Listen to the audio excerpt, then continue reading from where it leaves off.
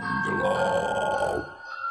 Kembali lagi bersama saya, Mr. Y. Selamat datang di Terminal Misteri, di mana semua pemberhentian menuju kepada mimpi terburukmu. Kali ini kita akan berangkat menuju mimpi buruk yang lebih seram dari sebelumnya. Kisah kali ini dikirim oleh seorang kontraktor yang cukup ternama, namun memiliki kendala di salah satu proyeknya. Pabrik tua yang tak bisa dirobohkan. Sudah siap berangkat? Keluarkan tiket kalian, kencangkan sabuk pengaman. Kita berangkat ke tujuan.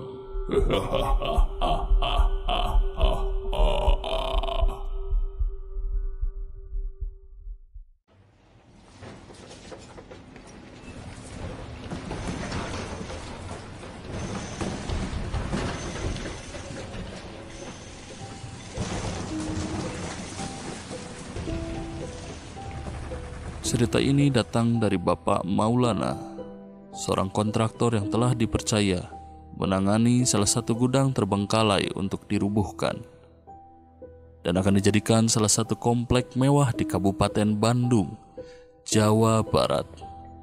Gudang ini dulunya bekas pabrik garmen, namun di tahun 1998 pabrik itu dilanda krisis moneter. Perusahaan yang menempati gudang tersebut terpaksa harus gulung tikar dan mem-PHK seluruh pegawainya. Sejak saat itu, gudang ini terbengkalai, bahkan tak jarang dipakai untuk muda-mudi bermaksiat di dalamnya. Tahun ke tahun, gudang ini semakin kumuh. Bangunan-bangunan sekitar sudah mulai dijual, dirubuhkan dan diratakan dengan tanah. Namun gudang ini menjadi satu-satunya bangunan yang sulit ditangani. Banyak cerita berbau mistis menyelimutinya. Hal ini membuat berbagai perusahaan kontraktor menyerah dan mengundurkan diri karena mendapati banyak hal aneh ketika akan merobohkan gudang tersebut. Tapi tidak untuk Bapak Maulana.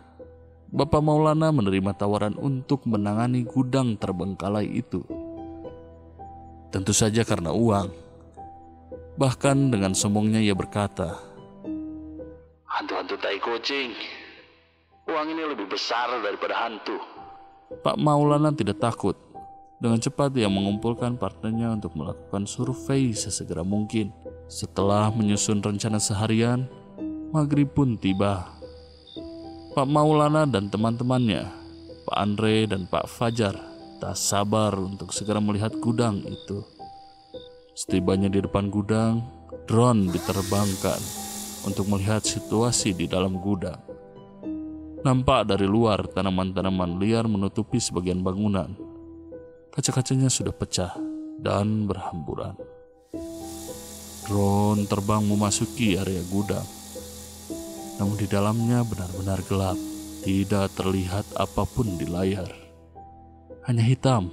Pak Fajar yang mengoperasikan drone mulai bingung karena tak melihat apa-apa di layar kendalinya.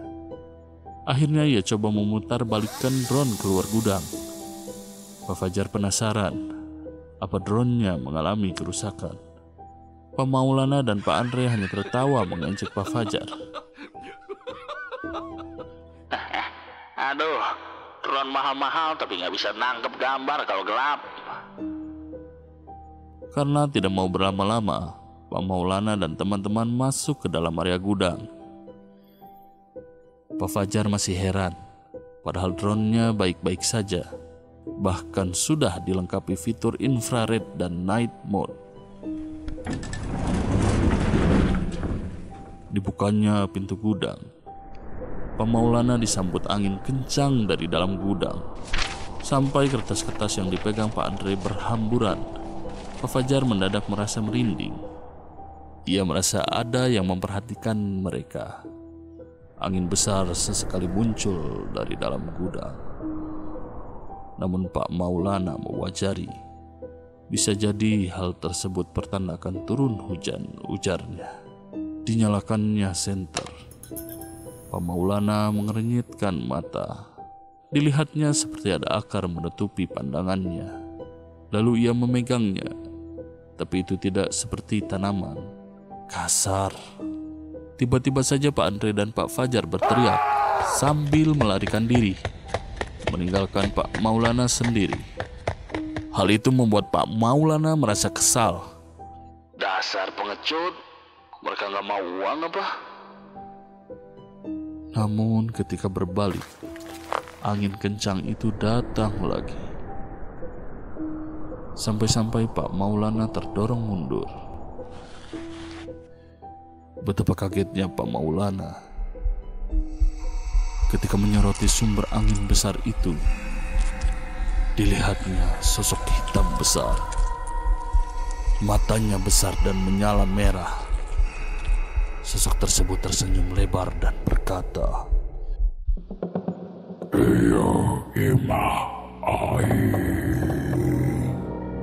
Suara sosok besar itu membuat lutut Pak Maulana lemas. Ia terjatuh. Ia pun tersadar bahwa akar yang ia pegang tadi bukanlah tanaman, melainkan adalah bulu yang ada di kaki sosok besar tersebut. Pak Maulana berlari hingga terkencing-kencing meninggalkan gudang itu. Semenjak hari itu, Pak Maulana jatuh sakit. Begitupun teman-temannya. Mereka selalu teringat wajah seram yang mereka lihat di dalam gudang itu. Warga sekitar memang sudah tahu ada sosok buto ijo yang menjaga gudang tersebut. Konon katanya dulu pemilik gudang tersebut sengaja memelihara buto ijo tersebut untuk menjaga gudang agar tidak ada yang maling di pabriknya. Namun begitulah, memilih jalur kegelapan bukanlah solusi. Itu hanya menciptakan malapetaka.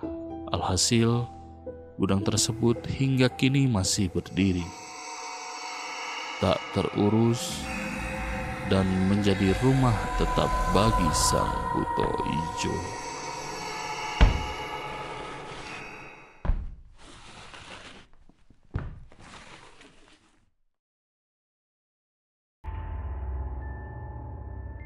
Bagaimana? Mungkin kejadian ini bisa saja dekat dengan kediamanmu. Adakah gudang besar terbengkalai yang tak terurus, terasing dan terabaikan? Atau bisa saja rumah kalian yang berumur tua terdapat penghuninya sendiri?